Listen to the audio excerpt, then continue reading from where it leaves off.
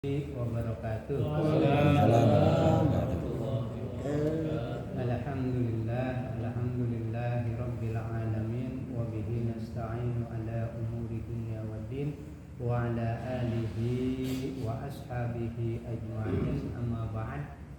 Yang kami hormati para bapak hadirin dan hadirat yang berbahagia, alhamdulillah pada siang hari ini kita semua masih diberi taufik dan hidayah oleh Allah Subhanahu wa taala, sehingga kita semua masih dapat berkumpul, berjumpa dan bersua di tempat ini. Pertama dalam rangka silaturahim, yang kedua adalah dalam rangka kita melaksanakan sholat zuhur berjamaah, dan sekaligus adalah kita mengikuti pengajian yang kita bahas pada siang hari ini.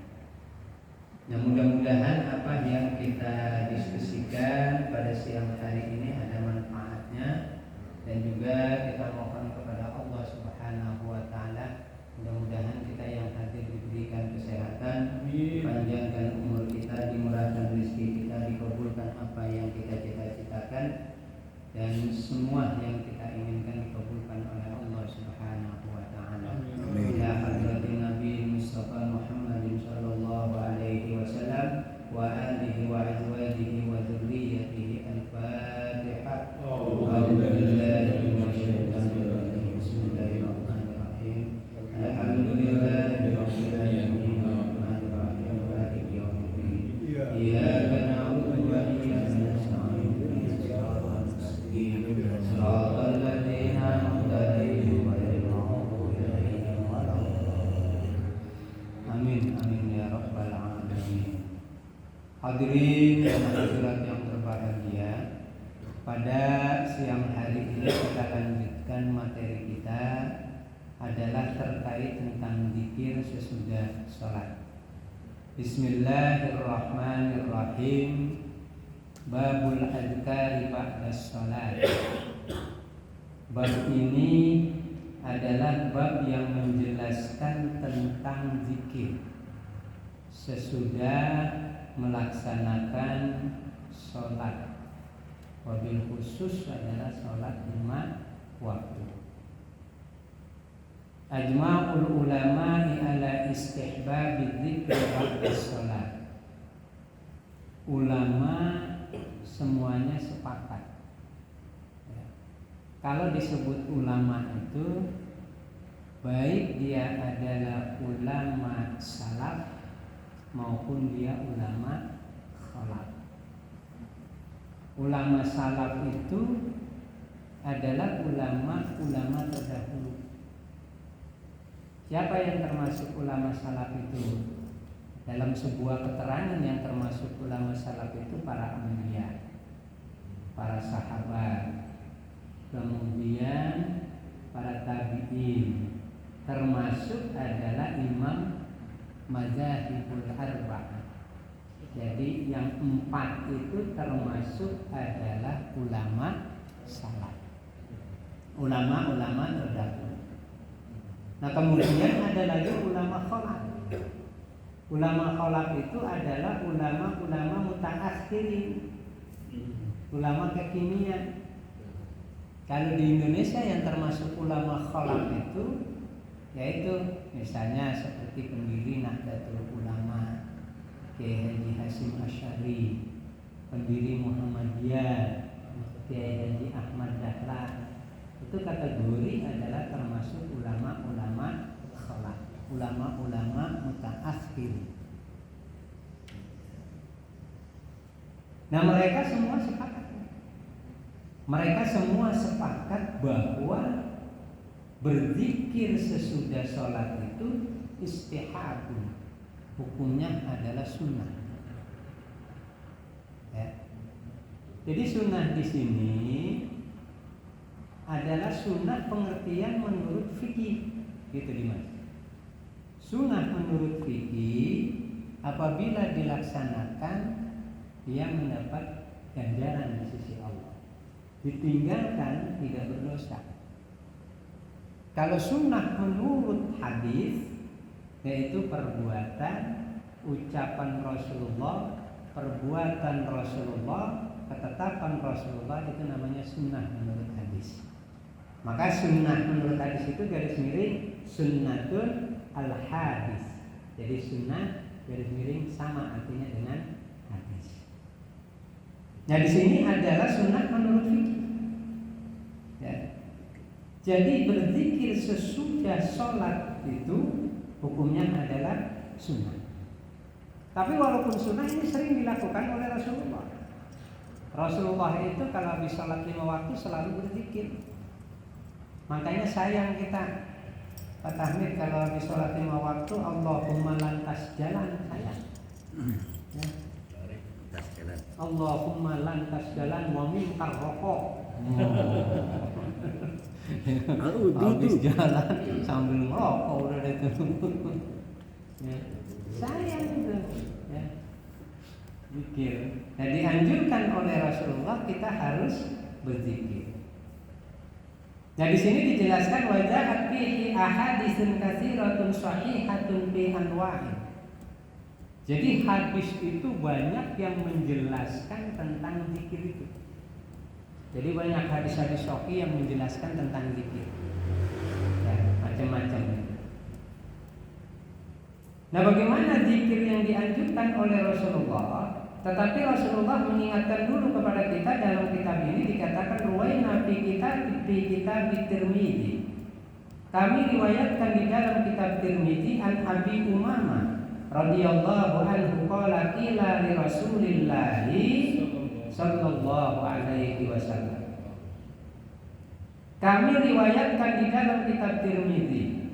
Jadi kitab Tirmidzi itu juga merupakan kumpulan kitab-kitab hadis, ya.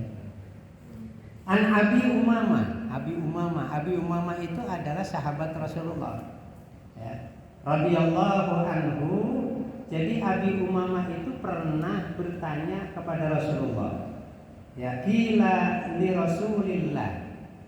Jadi dia bertanya kepada Rasulullah sallallahu alaihi wasallam, kira-kira pertanyaannya ayyud du'ai asma'u.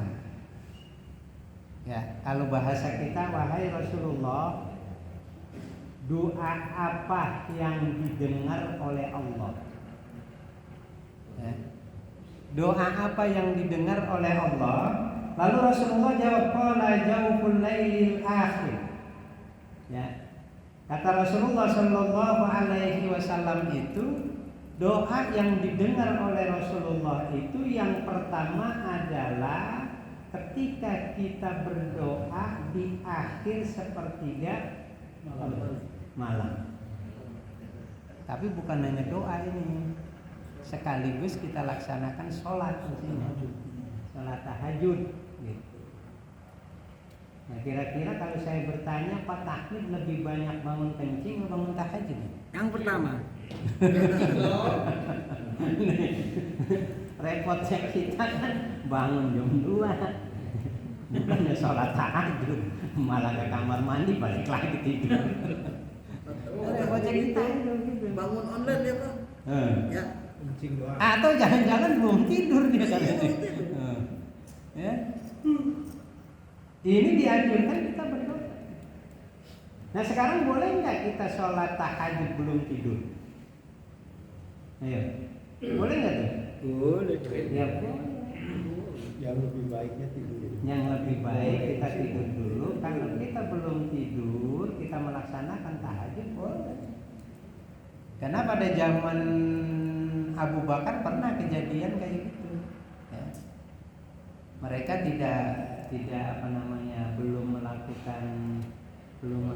belum tidur, tapi mereka adalah melakukan sholat tahajud di seperti Itu yang kerja pabrik shiftnya malam, pulangnya malam. Daripada langsung tidur nggak bisa sholat tahajud, maka dia tahu tidur. Bisa. Nah itu sholat tahajud. Nah lebih bagus itu diiringi sebelum doa itu kita sholat tahajud. Karena orang yang melaksanakan sholat tahajud itu Allah kan katakan maqamam mahmudah. Jadi Allah akan tempatkan di tempat yang terpuji itu, paham ya? Baik di dunia maupun di akhirat. Nanti tinggal diterjemahkan datu terpilihnya. Nah itu doa yang dikabul oleh Allah itu yang pertama. Kemudian yang kedua apa? Waduburus sholawatil maktubah. Kemudian yang kedua adalah doa yang dikabul, yang didengar oleh Allah Subhanahu wa taala adalah ketika selesai sholat 5 waktu.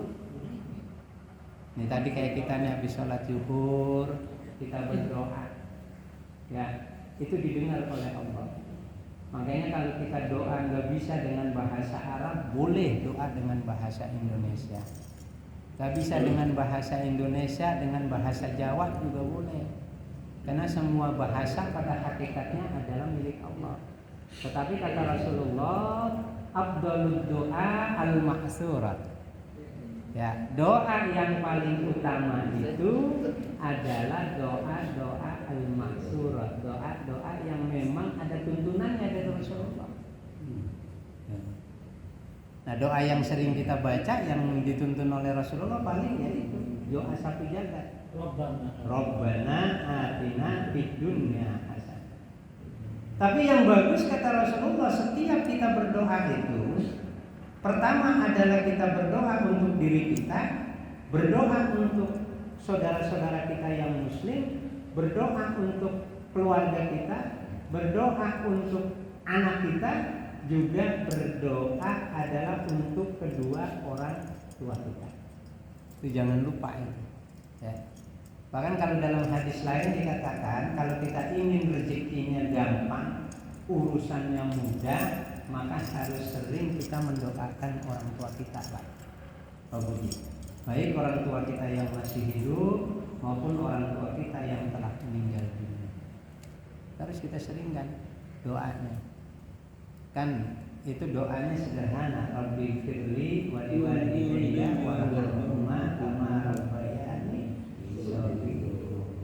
Itu tinggal kita baca setiap hari, setiap saat. Nah, terus doa untuk anak-anak kita. Anak kita itu kan doanya juga banyak. Ya, bisa dilihat. Nah, kemudian strategi doa itu bagaimana? Ruwaina fi sahihil Bukhari wa Muslim.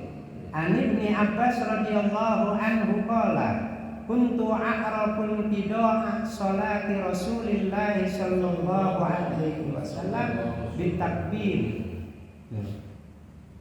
Kami riwayatkan di dalam kitab Sahih Bukhari dan Sahih Muslim An Ibnu Abbas, dari Ibnu Abbas radhiyallahu anhu. Ibnu Abbas juga ini hidup pada masa Rasulullah. Maka kata Ibnu Abbas, kuntu a'raful qidah. Ya. Kata Ibnu Abbas, aku mengetahui Rasulullah sallallahu alaihi wasallam, ya, Rasulullah sallallahu alaihi wasallam salatnya itu diakhiri ditakbir dengan takbir. Maksudnya apa nih? Maksudnya Rasulullah sholatnya itu selesai melaksanakan sholat itu adalah ditakbir. Rasulullah itu adalah berzikir.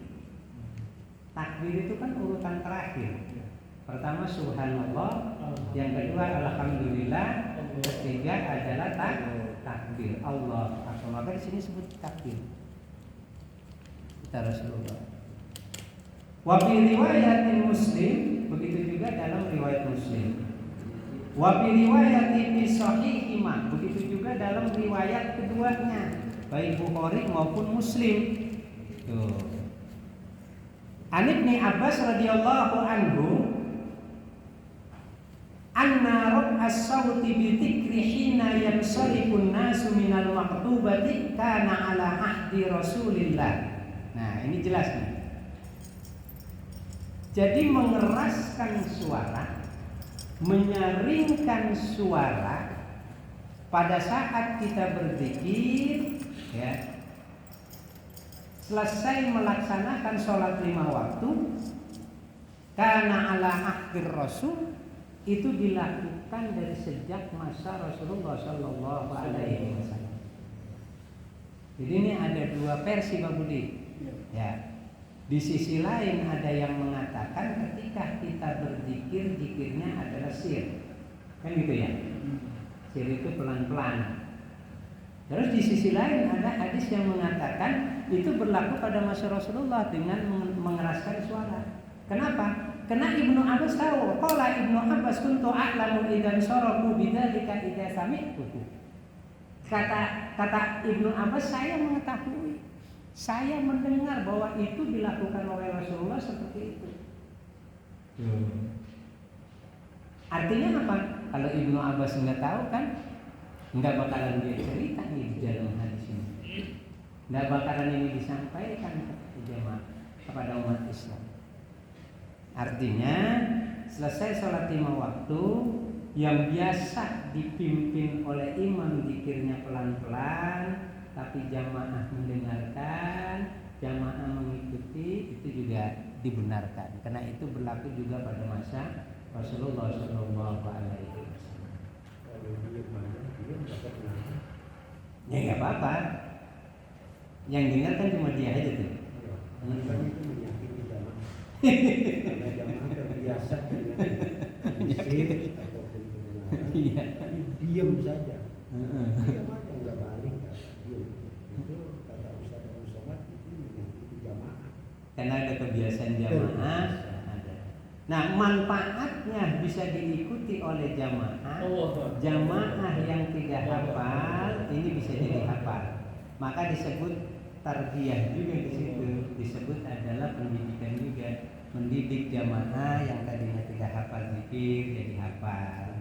Ya, yang tadinya tidak bisa mimpin zikir bisa mimpin zikir karena memang sudah terlatih di dalam sholat berjamaah tersebut.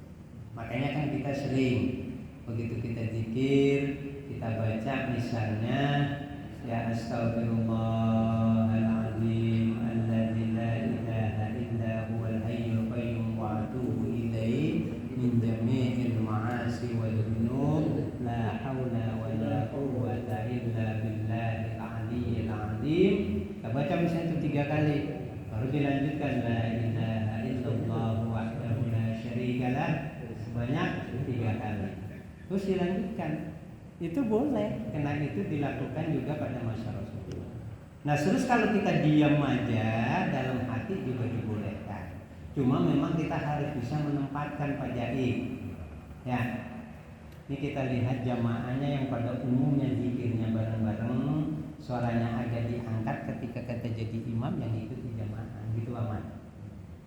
Kalau memang jamaahnya pada umumnya adalah zikirnya sir, kita jadi imam ya ikuti mereka. Itu yang bagus seperti itu, sehingga tidak timbul fitnah. Kan masyarakat awam mau beda. Masyarakat awam beda, kalau udah beda dengan dia klaimnya macam-macam itu. Wow, ini Wahabi nih. Akhirnya udah ke masjid lah. Iya. Wow, ini Muhammadiyah nih. Wow, ini Persis nih. Kalau masyarakat gitu. Kecuali kalau kita di lingkungan komplek misalnya, itu mungkin jamaah bisa memahami gitu, karena memang sangat bervariasi sekali.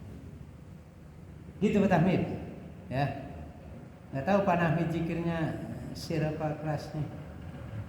Hah? Sir kalau dapat. Kadang-kadang kelewat. Jadi saya di masjid di musola, Pak. Saya musola ngaji masjid ketua DKM.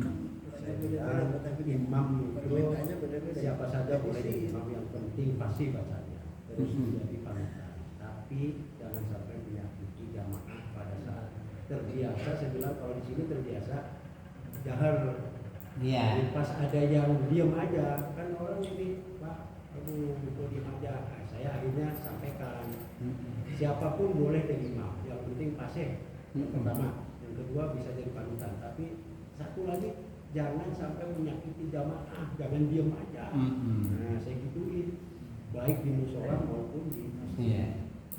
Nah itu, memang kita kalau jadi imam harus bisa menyesuaikan diri, harus bisa menyesuaikan diri dengan kondisi jamaah kita.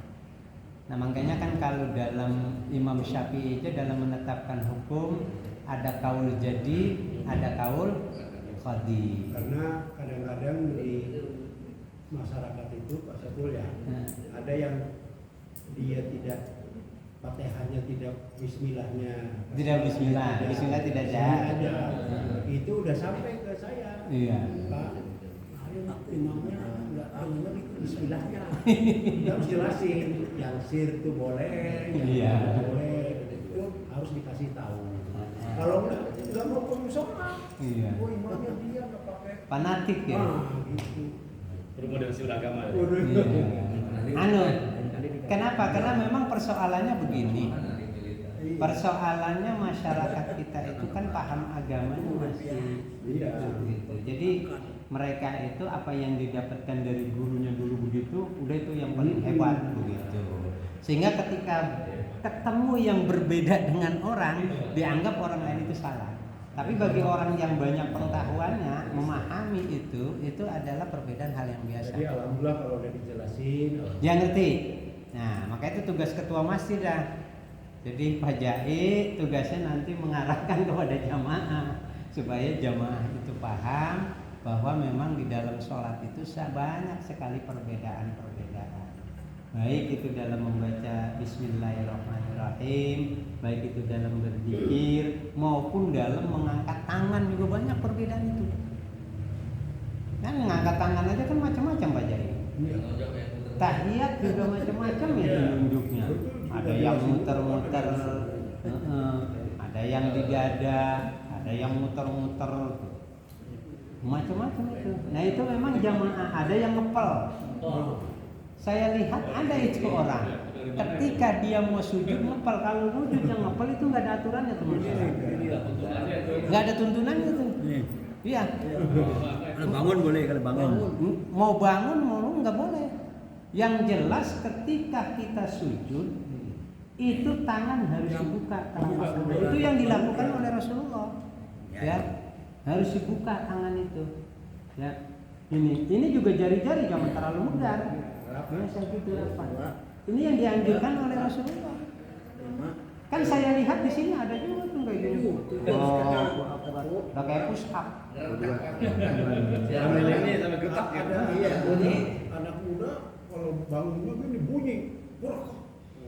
Sengaja bukan padahal Nah, itu nggak ada tuntunan. Habis wudu saja nggak boleh. Iya. Kalau itu nggak ada tuntunannya ya. Yang ada tuntunannya seperti yang kita lakukan pada umumnya. Coba di sini, coba kalau kita lihat ada tuh kadang-kadang. Saya lihat yang sholat yang apa? Terkontaminasi. Hah? Pak Ahmad tahu nggak? Ada. Iya ada. Orang kita ngepel gitu kayak push up. Padahal dulu udah saya sampaikan tapi nggak dipakai juga. Sujudnya apa berdirinya? Mau berdiri, mau sujud, gak apa. Berdiri. Ini kan begitu kita sujud, itu tangan. Ketika kita sujud, mestinya semua 7 anggota tubuh kita harus mentok. Ini, pokoknya Itu nih. tidak termasuk hidung. Iya, nih. Kan kayak begini. Kaki 2, tangan 2. Nih Pak Rahmid begini nih. Itu udah Ya. 6. Jadi jangan begini. Nggak boleh. Push up. Kan ada yang begini. Itu push up. Ini begini, terus bangunnya begini lagi. Itu nggak ada tuntunannya. Itu kalau yang untuk itu boleh Pak, yang di MM atau yang apa namanya Smackdown. Sholatnya gimana tuh? Sah atau tidak tuh Pak? ya Hah? bisa ya. Iya. Tapi kan Contohnya dia punya Alat sujudnya udah nggak lengkap. Hah? Alat sujudnya. Itulah makanya sholat itu ya harus hati-hati, bukan hanya sekedar tahu, tapi cara sholat itu harus dipahami. Ya, jadi tujuh anggota tubuh kita harus menyentuh tempat kita sujud. Iya. Hidung enggak, termasuk adalah ibu jari. Ada juga yang begini. ya, Ada ya. Kalau asam aurat badan nggak apa-apa. Cuma memang itu Ya, kecualian. Pak Jahit itu bukan termasuk rukun. Iya.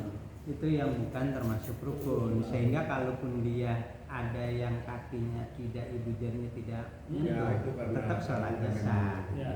Saya masih bisa walaupun asam urat. Bisa. Asam urat kuat. Sekarang obat asam urat ini duduk mah Pak. Coba. Kuat apa tadi? Gini. Dah. Hmm. Lama. Sakit juga dia. Jadi tujuh anggota tubuh kita harus tunduk. Nah, iya. Ini. Loh. Tapi itu Abdoliyah Pak Saiful ya. Abdoliyahnya. Utamanya. Sama. Kalau orang Kalau nggak- misalnya nggak bisa, orang nggak punya kaki, orang nggak punya. oh nggak apa-apa. Itu beda cerita. Ya, kalau misalnya ada yang kadang-kadang dulu saya pernah lihat begitu seorang begitu saya mau sholat dia udah tahiyat terakhir Pak Tahmid. Saya kan langsung ikut tuh makmum. Dia nunjuknya nunjuknya pakai jempol. Begini langsung begitu tahiyat pakai jempol. Itu luar biasa. Pak. Saking sopannya itu. Enggak, iya, pakai jempol bukan pakai Bagus itu, telunjuk. Pak. Pakai jempol. Ternyata begitu selesai sholat saya perhatikan lagi. Ini jadinya nggak ada. Nggak ada. Jadi yang pakai nggak ada. Cuma ada jempol. Hebat. Coba kalau kita nggak teliti, kita bisa salah sangka tuh. Ini orang kagak bener nih sholatnya. Gitu. Sholat kok pakai jempol gitu. Maksudnya, ternyata bukannya itu. Memang dia nggak punya jari. Iya, Dia nggak punya jari. ya gimana mau nunjuk? Nah ini jadi kan adanya jempol, dia pakai jempol. Tapi itu kenyataan Pak, benar teman saya tuh nggak punya ini. Iya. Telunjuk nggak punya emang. Jadi emang gini aja. Ini. Kayak jempol. Nah, itulah nggak apa-apa kalau kayak gitu karena itu kan Kalau punya beda dua. Ada juga nggak ada telunjuknya emang. Begini Beda kalau dua. sholat. Pak Jahil perhatikan.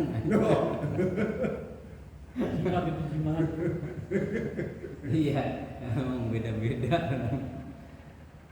Nah itu jadi ya kita kalau kita perhatikan sesungguhnya sholat kita juga belum rapi, Mbak Tahmid. Kalau kita mau benar-benar sholat rapi ngikuti Rasul ya belum rapi banget sholat kita. Minimal jangan ditinggalin lah.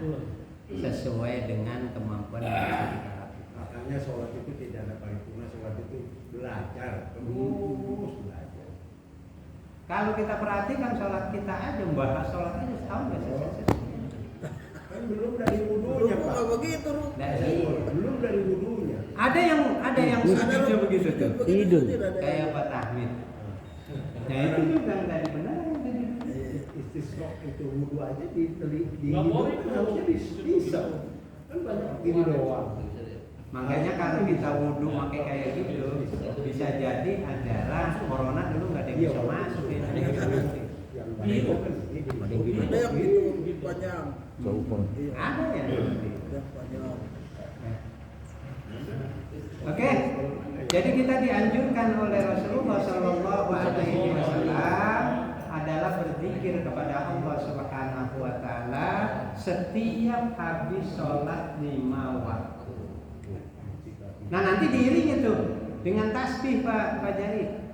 Ya kita baca Subhanallah sebanyak berapa tuh? 33 kali. Ini dianjurkan Kalau oleh dijumlah Rasulullah. 33 dijumlah kali 3 99 maulid ternyata 99 tambah lain-lain. Nih, di sini kata Rasulullah begini, ruwayna fi sahih Muslim. An Abi Hurairah radhiyallahu anhu an Rasulillah sallallahu alaihi wasallam man sabbahallaha fi duburi kulli salatin salata wa salatin.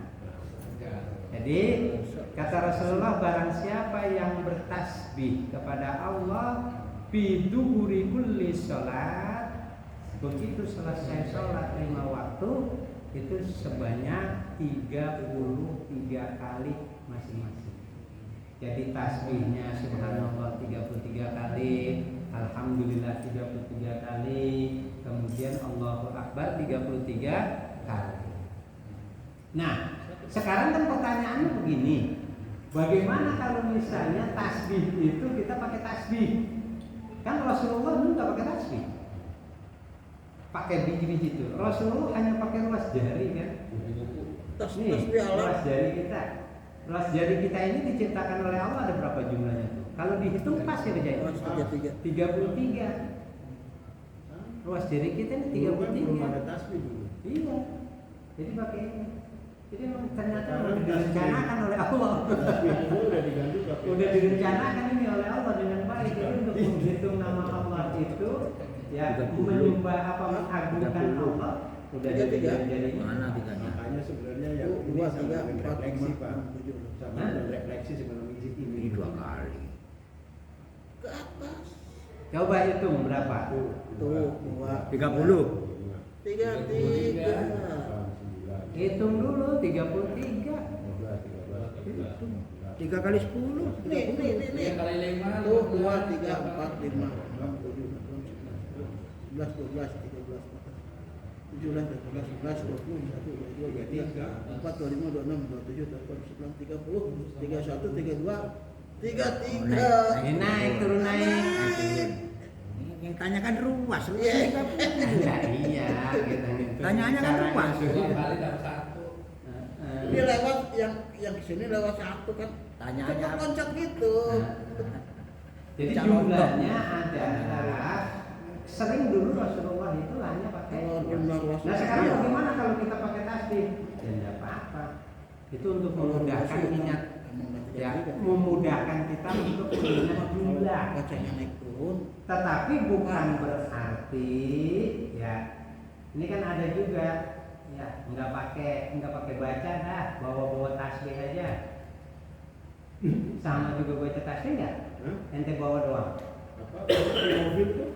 Jadi yang masuk surganya mobil kata luas.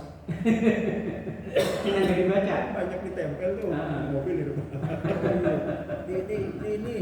Di spion. jadi yang bagus dibaca itu untuk memudahkan kita menghitung bilangan tasbih tapi itu jangan dimasalahkan silakan yang mau pakai itu silakan gitu Pak Budi yang tidak pakai iya yang tidak pakai tasbih tidak apa-apa kita kan sekarang apa aja karena Digital Pak sekarang Pak.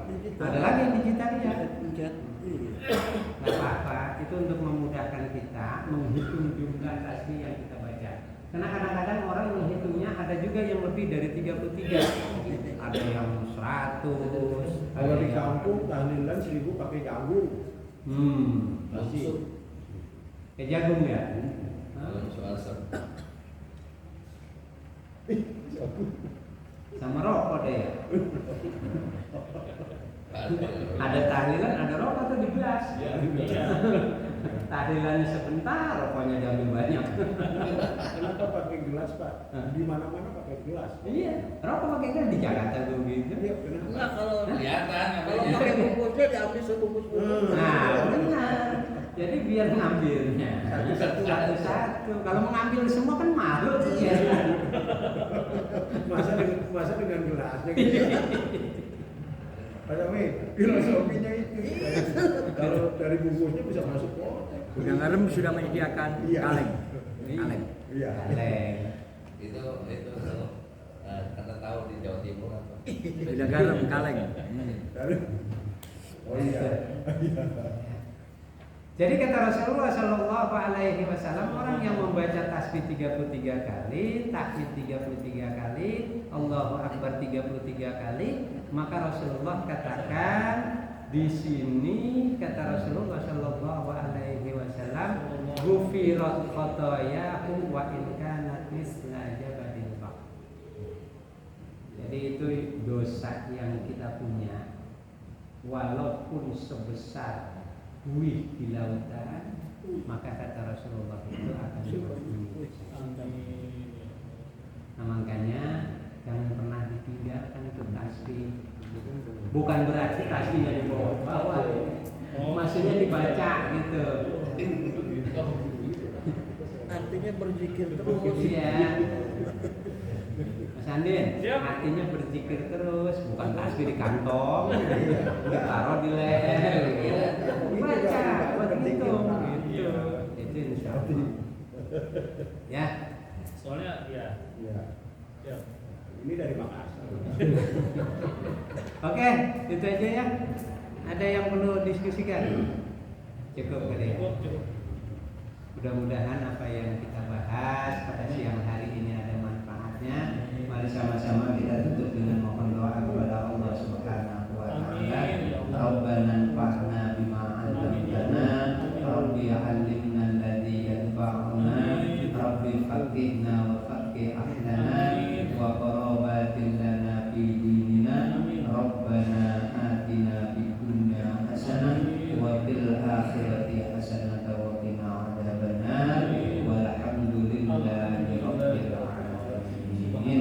Wassalamualaikum warahmatullahi wabarakatuh. Waalaikumsalam warahmatullahi wabarakatuh.